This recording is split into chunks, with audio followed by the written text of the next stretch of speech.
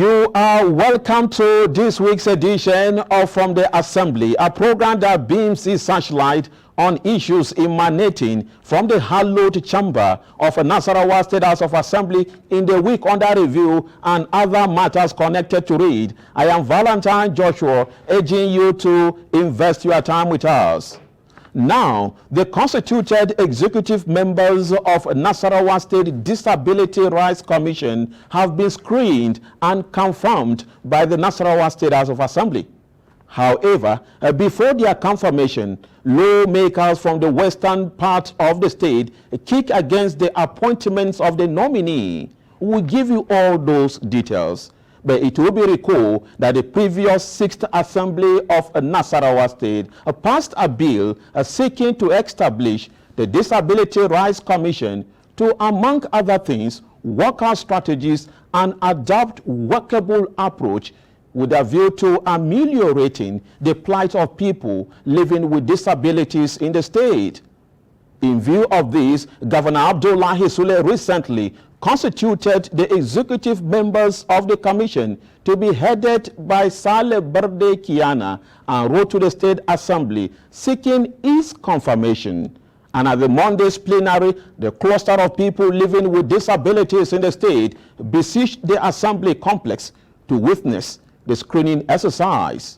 However, when the executive members of the commission were called for screening and introduced, member representing Toto Gadabuke constituency, Muhammad Garba Isimbabe, raised a fundamental issue. But I'm worried that the entire zone of Nasarawa West constituency is left out completely in the appointment. We have Karu local government, we have Kefi local government, we have Kokona local government, we have Nasarawa local government, and the local government I come from, Toto local government. And we know we have able, educated, disabled men and women from this part of Nasarawa state. So it gives me concern that a commission that will take responsibilities for the disabled, we are completely left out of this appointment. As much as I do not have the right to stand these nominees down, as a law-abiding citizen of Nasarawa State, but I crave the kind indulgence of the executive governor of Nasarawa State to look into this matter for an urgent attention. Daniel Ogaze and Hajara Danyaro, who are also from the western part of the state, agreed with the observation raised by Zimbabwe. We make the law, provided that one chairman with 4 other members, and that from each zone there will be representation. Mr. Speaker, I rise to support my colleague who rise here to say this is a matter that has to be looked into. Once these 5 nominees, Mr. Speaker, are screened and confirmed today, we can no longer do anything about it because it is only 5 members that the board require. So, Mr. Speaker, in as much as I agree, I want to say if this House is in agreement that we should screen them, we will now say yes, we know that we from the Nasarawa West, we have been so changed and we have been completely, taken out of the board, and our people, the disabled that are from the Nasarawa West, will not have impact of this board because they have no representation. So completely we are not going to have any representation for the next 4 years if we do this screening today, which is even against the provision of the law. Mr. Chairman, I stand to add my voice to the 2 previous speakers, and especially the last speaker, Honorable Ogazi. So we are congratulating the nominee, but in doing that, we have to obey the law. This House made the law establishing the Disability Rights Commission. And Mr. Speaker, I was the special advisor on disability matters then. so I know what was contained in that law before being presented to the House. And Mr. Speaker, if the Western Zone will be shortchanged officially from the office of the governor, I request, Mr. Speaker, we step down this screening. Let the amendment or correction be made, because as Honorable Ogazi said, if we clear them today, what happened to our educated and able people living with disability from Kefi Zone? However, members representing Lafia, Solomon Akweshki and Barrister Eson Meriga see nothing wrong with the appointments of the nominee, urging the House to look at the interests of the state. I completely disagree with their position. We are not here at the State House of Assembly to preach sentiment of a senatorial zone. What we are after about the quality and the credentials of people that will be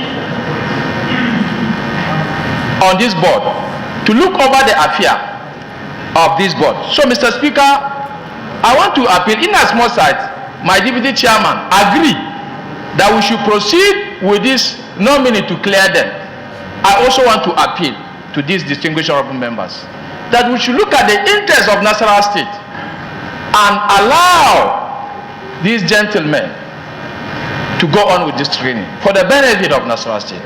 And we always say this, that we are partners between the legislature and the executive. The governor in his own can nominate people who are competent across, and also the disabled are not complaining of people who they have nominated them. They are celebrating them because they know them very well. And they are saying they don't have problem with this. Order. We don't need to bring any issue. Just listen. We don't need to bring any issue that will cause or disabuse the minds of these people who have believed that they have ability in their disability. Because by the time they go back, they will raise this issue that will cause chaos among themselves. But I want to appeal to our colleague. In all the appointments that His Excellency is making previously and up to this moment, there are local governments that sometimes they don't even have. But sometimes because of the interest of the entire state, we all say, take your bar and go. The submission did not go well at the floor of the House, thus setting the House agog, thereby resorting to a rousy session. Take a listen. 24 Rule 3, Mr. Speaker. Yes, go ahead. A member shall confine his observation to the subject matter under discussion, Mr. Speaker. We take exception. We brought this submission, we did not say we don't want these people to be screened. And for a member to stand in the Halo chamber and be speaking to Mr. Chairman of the Halo chamber and drawing the attention of Mr. Speaker. And please, Order Mr. Speaker, I am standing on order. May I read? Order in the Halo chamber. I am standing on order. Order. May I read? Point of order. Order. Please, somebody is Point of order. No. somebody is already on the floor. Order. I don't need to speak. No. Order. No. Please, honorable is taking on point of order. No. Erase the order. Order. Please, go on. So, thank you, Mr. Speaker. Thank you, Mr. Speaker. Mr. Chairman, I thank you. Speaker. Mr. Chairman, thank you. Thank you, Mr. Chairman. Okay. Order. Please. Thank you, Mr. Chairman. Let me address. There must be decorum in this assembly. Thank you, Mr. Chairman. Please, thank you very much. Thank you, Mr. Chairman. Thank you. you for your leadership, Mr. Yes. Chairman. Please, Mr. Chairman, I want us to look at this critically. We from the Western Zone, we are completely in agreement with the nominees here. And we even congratulated their nomination. We did not say we don't want them to be screened, neither do we say we don't want them to be appointed. We are saying a member that is a member of National State House of Assembly should confine himself to what we are discussing here. None of these people supporters is a member of the State Assembly. So you cannot speak and be bringing them into what we are discussing here. He brought them in. So I am trying to say, Mr. Chairman, redirect him. That as we speak directly to Mr. Chairman, not to say the disabled are here and they are in support. We are the ones that are representing these people. It's noted. So he should be redirected, Mr. Chairman. It's noted. Thank you. Noted, please. Please, Mr. Chairman, if I don't give you, somebody, I'm not giving you the opportunity yet. Since the chief whip can no longer control the proceedings of the House, the Speaker, Danladi Jatto, called for a closed-door session, and thereafter, the executive members of the Nasarawa State Disability Rights Commission were screened and confirmed via a voice vote. But the Speaker, Danladi Jatto, left a message to the parliamentarians and the state governor. I want you to know, we are one family. As long as everybody is struggling to see that his area is represented. And I also want to let you know, even if you are twins and they serve you together in one plate eating food, one will be eating more than the other. There is no doubt about that. So please, what have just happened is a normal process in the legislative arm. So I'm not surprised, but we should not be taken away that we are one brothers and sister. And in view of this, based on that, you should look at the plight of these people that are before us. On that note, please, we should look at their plight, and we have to screen them. And while screening them, I want to also urge or appeal to His Excellency that in most of his appointments, he should look at the whole state as an entity, so that everybody will feel being carried along. While I appreciate the people of Western Zone on this struggle, I'm also from Kefi Zone, but His Excellency may not look at it that way. With this House approved the confirmation of Sale Berde Kiana as Executive Chairman, those in favor say aye, those against say nay. The ayes have it. With this confirmation, the people living with disabilities in Nasarawa State have set an agenda for the new executive members. You know, the issue of unemployment has been a serious problem in Nasarawa State.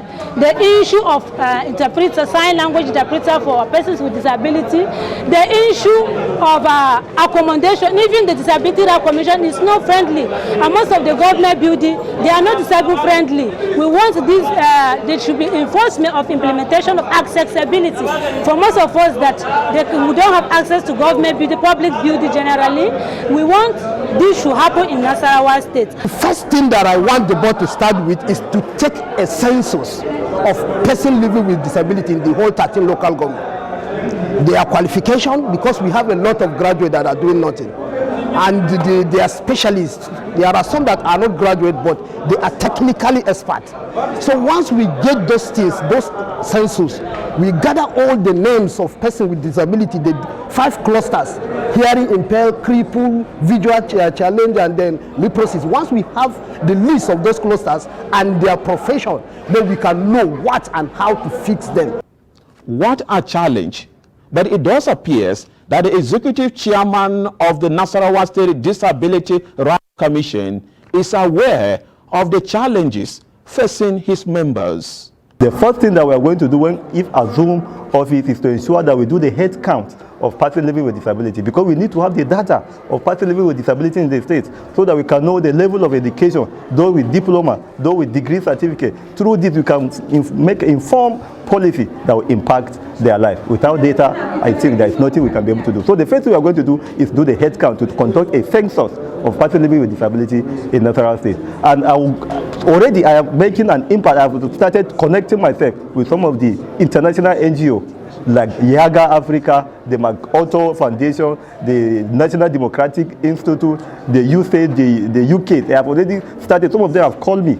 You understand? So we begin to initiate that partnership. And all these things geared toward impacting the life of persons living with disability in Nasarawa State. So we are not going to fail Engineer Sule. We are not going to fail the people of Nasarawa State. We are not going to fail our immediate constituents, that is the people living with disability. Because already we have that passion, we have the commitment. That's why the governor has selected us, he has nominated us for this very exalted position. In the week under review, the House of Assembly directed the state government to beef up security across the state ahead of rainy season and restore normalcy to Katakpa community in total local government areas of the state. The directive was contained in a resolution when member representing Umasha Ugya State constituency, Ibrahim Abdullahi Saad, raised an alarm on the activities of militia groups in Katakpa community of total local government area. Take a listen to him. The community was deserted. We had to appeal to His Royal Highness, the late Alhaji Abubakar Sadiq, who incidentally was killed yesterday. Mr. Speaker, inna lillahi wa inna ilayhi raji'un. Mr. Speaker, you may wish to know that nobody will be able to tell you the amount, the capacity of damage melted on my people. Very, very, very unfortunate. Those that did this act, they don't have the sympathy, they don't have the fear of God. One family alone, about 17 members of that family were killed. Mr. Speaker, 17. They just locked them, put petrol and burned the house. Another family, 11 members of that family were also killed, Mr. Speaker. So nobody will be able to tell you exact number of casualty we have in Katakpa ward. So it is very, very important that I have to raise this as a matter of public importance. Mr. Speaker, you may wish to know that government, the only legitimacy government has is to protect and prevent the property and lives. According to Saad, casualties from the attacks overwhelmed total general hospitals. Thus, others were transferred to Abuja, appealing to the state government to take proactive measures to nip the crisis in the bud for peace to return to Katakpa and other communities in total local government area. A strong committee to unravel the perpetrators of this heinous crime is the full wrath of the law. Since this unfortunate situation has been recurring, immediate and permanent solution must be provided. Since the situation is mainly security, I suggest that bigger military base be established in Katakpa. I also suggest that this hollow chamber liaise with the executive to provide immediate relief materials to the victims. A member from total local government, Mohammed Garba Isimbabe, said the state government already brought the warring parties on a round table and compromises were reached, and wondered why the attack, warning against retaliation, and appealed to the state government to establish a military base in Katakpa. We are appealing to our people to remain law-abiding so that peace can reign in that area. The parliamentarians unanimously condemned the militia attacks, underscoring its devastation on the state economy, calling on the state government to adopt proactive measures to find lasting solutions to the age-long crisis. The responsibility of every government is to protect the lives and property of the citizen, and also to ensure that their welfare is properly taken care of. I stand to condemn in total the killings of innocent citizens, whether it's through tribal, banditry, or in any form. It is not acceptable. It is against the common sense of every human being. Security work is to protect life and property. Let's join hands together. That zone is known for high economic activities, and the state is benefiting so much in terms of the internally generated revenue. And what is happening today, I'm afraid, if our investors will still have confidence to still stay there. A minute silence was observed for those who lost their lives in the attack, even as the Speaker, Danladi Jatto, conveyed the House resolutions. The House urged His Excellency the Governor to direct the security agencies to take proactive measure by moving to the affected area, Katapa, to maintain peace and order.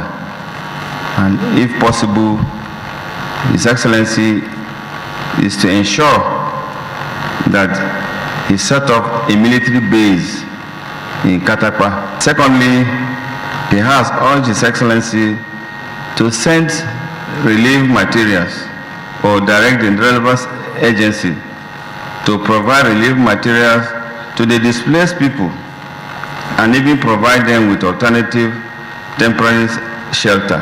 Thirdly, is to provide security to other flashpoints in the state to maintain peace and order in the state, more especially in our rural areas that farming activities is approaching. It is hoped that the resolution will be prioritized by the state government with a view to restoring normalcy in Katapa and total local government area at large. Still in the week under review, the Nasarawa State House of Assembly screened and confirmed the newly appointed General Manager of Nasarawa State Youth Empowerment Agency, Abdullahi Bala, urging him to bring reform to the agency. Take a listen to the proceedings of the House. We are now at the Committee of the Whole to screen Abdullahi Bala as General Manager, NAYES, Nasarawa State. So please, Sergeant at Arms, can you usher the nominee? And being from Lafia local government area, his members, Solomon Akweshki and Barrister Eson Meriga, informed the House that Abdullahi Bala is a man of proven integrity who has what it takes to bring reforms to the State Youth Empowerment Agency. The nominee standing before us is a man of integrity, is a man who has all it takes to look over the affair of this NAYES.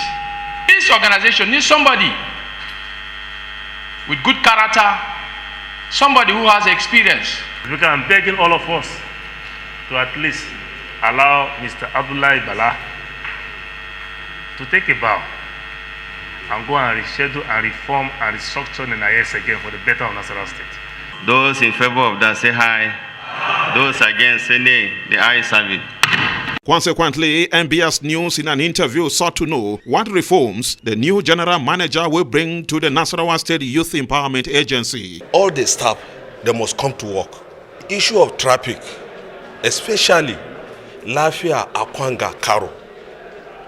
By the grace of God, if I resume my duty, Nasarawa State, they will see the change. The issue of sanitation, I will make sure Nasarawa State will be clean.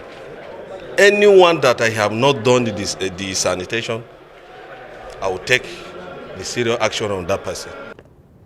Congratulations to Abdullahi Bala, hoping that some forms of reform will be brought to the agency in view of the fact that there are allegations against some personnel of the agency revolving around extortion and human rights abuses. And this is the size of our production on this week's edition of From the Assembly. I am Valentine Joshua. See you next week.